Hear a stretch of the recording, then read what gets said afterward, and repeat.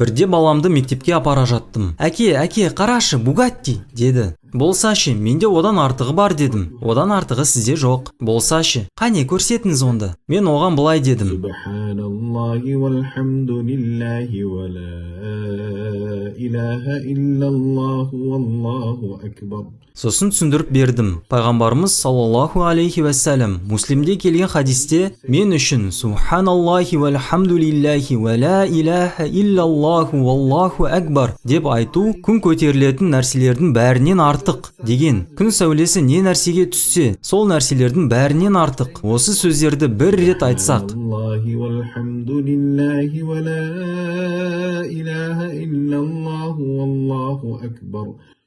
Әлемдегі ең үздік көліктер, үздік ұшақтар, алтын, мұнай, жауһар, әлемде қандай байлық бар, олардың барлығынан артық нәрсе сізде бар деген сөз.